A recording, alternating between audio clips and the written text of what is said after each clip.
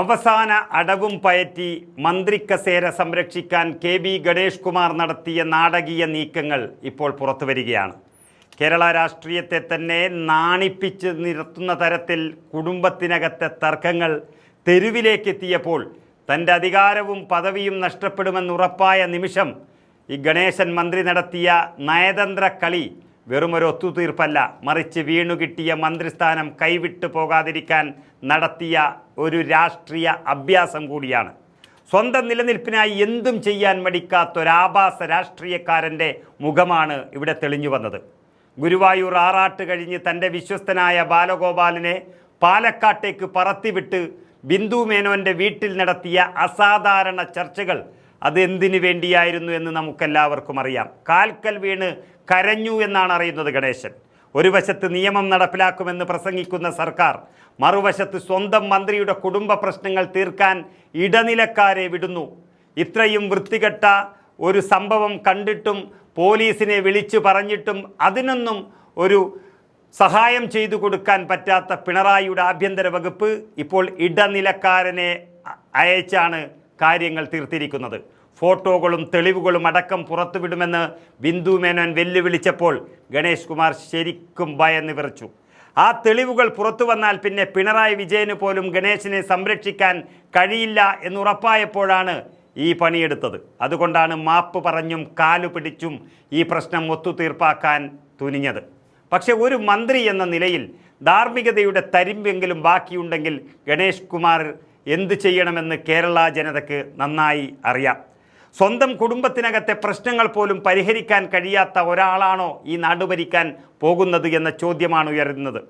മുഖ്യമന്ത്രിയെ കണ്ട് എല്ലാം ശുഭമായി എന്നറിയിക്കുമ്പോൾ ഗണേഷ് കുമാർ ചിരിക്കുന്നുണ്ടാകാം. പക്ഷേ ആ ചിരിക്ക് പിന്നിൽ അധികാരത്തോടുള്ള ആർത്തിമൂത്ത ഒരു ആവാസൻ്റെ കഥ മാത്രമേ പറയാനുള്ളൂ. തെരഞ്ഞെടുപ്പ് പടിവാതിക്കൽ നിൽക്കുമ്പോൾ സർക്കാരിൻ്റെ പ്രതിച്ഛായ മോശമാകുമെന്ന് കരുതി മുഖ്യമന്ത്രിയും ഈ ഒത്തുതീർപ്പിന് മൗനാനുവാദം നൽകിയെന്നത് ജനാധിപത്യത്തിന് തന്നെ അപമാനമാണ്. എന്നാൽ ഈ വിഷയത്തിൽ കോൺഗ്രസ് ഉയർത്തുന്ന ചോദ്യങ്ങൾ പ്രസക്തമാണ്. വെറുമൊരു മാപ്പ് പറച്ചിലൂടെ എല്ലാ കുറ്റങ്ങളും കഴുകിക്കളയാൻ കഴിയുമോ എന്നാണ് കോൺഗ്രസ് ചോദിക്കുന്നത്. ഒരു സാധാരണക്കാരൻ ഇത്തരമൊരു ആരോപണത്തിൽ അകപ്പെട്ടതെങ്കിൽ പോലീസ് ഇത്രയും മന്ദഗതിയിലാകുമോ നീങ്ങുക? നിയമം എല്ലാവർക്കും ഒരുപോലെ ബാധകമെന്ന് പറയുന്നവർ ഇതിന് മാത്രം എന്തിനീ വിട്ടുവീഴ്ച ചെയ്തു? ഗണേഷ് കുമാറിൻ്റെ കാര്യത്തിൽ മാത്രം എന്തുകൊണ്ടാണ് പോലീസും സർക്കാരും ഇത്രയും മൃദു സമീപനം സ്വീകരിക്കുന്നത്? കോൺഗ്രസ് ഇതിനെതിരെ ശക്തമായ പ്രതിഷേധവുമായി രംഗത്ത് വന്നിട്ടുണ്ട്. മുഖ്യമന്ത്രി ഉചിതമായ നിലപാടെടുക്കണമെന്നും ഗണേഷ് കുമാറിനെ മന്ത്രിസഭയിൽ നിന്നും എത്രയും വേഗം പുറത്താക്കണമെന്നുമാണ് ആവശ്യപ്പെട്ടിരിക്കുന്നത്. ഒത്തുതീർപ്പ് നടന്നു എന്നതുകൊണ്ട് മാത്രം ആരോപണങ്ങൾ ഇല്ലാതാകുന്നില്ല.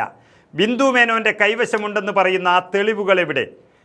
അവ പുറം ലോകം കാണാതിരിക്കാൻ ആരെങ്കിലും ഭീഷണിപ്പെടുത്തിയോ, അത് വാങ്ങിച്ചോ, അതോ മന്ത്രി പദവി ഉപയോഗിച്ച് അവരെ സമ്മർദ്ദത്തിലാക്കിയോ? ഇത്തരത്തിലുള്ള ഗൗരവകരമായ ചോദ്യങ്ങൾ ഈ പൊതുസമൂഹത്തിന് മുന്നിൽ വന്നു കഴിഞ്ഞു. ഒരു രാഷ്ട്രീയക്കാരൻ്റെ അധികാരമോഹത്തിന് മുന്നിൽ നിയമവാഴ്ച മുട്ടുമടക്കുന്ന കാഴ്ചയാണ് നാം ഇവിടെ കണ്ടത്. ബാലഗോപാൽ എന്ന സുഹൃത്തിനെ മുൻനിർത്തി ഗണേഷ് കുമാർ നടത്തിയ ഈ നീക്കം ഒരു വലിയ ഗൂഢാലോചനയുടെ ഭാഗമാണ്. കേരള കോൺഗ്രസ് ബിയുടെ ഭാവിയും തൻ്റെ മന്ത്രിസ്ഥാനവും സംരക്ഷിക്കാൻ അദ്ദേഹം നടത്തിയ ഈ മാപ്പ് നാടകം വിശ്വസിക്കാൻ കേരളത്തിലെ ജനങ്ങൾ അത്ര വിഡ്ഢികളല്ല. നിയമപരമായ നടപടികളിൽ നിന്ന് രക്ഷപ്പെടാൻ ബിന്ദു മേനോനെ അനുനയിപ്പിച്ചത് വഴി നീതിയാണ് ഇവിടെ കൊല ചെയ്യപ്പെട്ടത്. പ്രതിപക്ഷം സഭയ്ക്കകത്തും പുറത്തും ഈ വിഷയം ഉയർത്തുമെന്ന് ഉറപ്പായി കഴിഞ്ഞു. കുടുംബ പ്രശ്നമായി ഇതിനെ ലഘൂകരിക്കാൻ ശ്രമിക്കുമ്പോഴും ഇതിന് പിന്നിലെ രാഷ്ട്രീയ അഴിമതിയും സ്വാധീനവും മറച്ചുവെക്കാൻ കഴിയുന്നതല്ല. മന്ത്രി കസേരയിൽ കടിച്ചു തൂങ്ങാൻ ഗണേഷ് കുമാർ കാണിക്കുന്ന ഈ വ്യഗ്രത അതാരെ സംരക്ഷിക്കാനാണ് എന്ന് കേരളം ചോദിച്ചു തുടങ്ങിയിട്ടുണ്ട്. ഇനിയുള്ള ദിവസങ്ങളിൽ ഗണേശന് എതിരെ വരാനിരിക്കുന്ന നീക്കങ്ങൾ അതിനിർണായകമാണ്. ഒത്തുതീർപ്പുകൾ കൊണ്ട് സത്യത്തെ എത്ര കാലം മൂടിവെക്കാൻ കഴിയുമെന്നൊരു ചോദ്യം. ഗണേഷ് കുമാർ നടത്തിയ ഈ സൗഹൃദ നയതന്ത്രം താൽക്കാലികമായി അദ്ദേഹത്തെ ഒരുപക്ഷെ രക്ഷിച്ചേക്കാം. പക്ഷേ ജനങ്ങളുടെ കോടതിയിൽ അദ്ദേഹം കുറ്റവാളി തന്നെയാണ്. അധികാരം സംരക്ഷിക്കാൻ സ്വന്തം വ്യക്തിത്വം പോലും പണയപ്പെടുത്തിയ ഒരു രാഷ്ട്രീയക്കാരൻ്റെ അധപ്പതനം ഇവിടെ തുടങ്ങുകയാണ്. വരും ദിവസങ്ങളിൽ കൂടുതൽ വെളിപ്പെടുത്തലുകൾ ഉണ്ടാകുമെന്ന് തന്നെയാണ് രാഷ്ട്രീയ നിരീക്ഷകർ കരുതുന്നത്.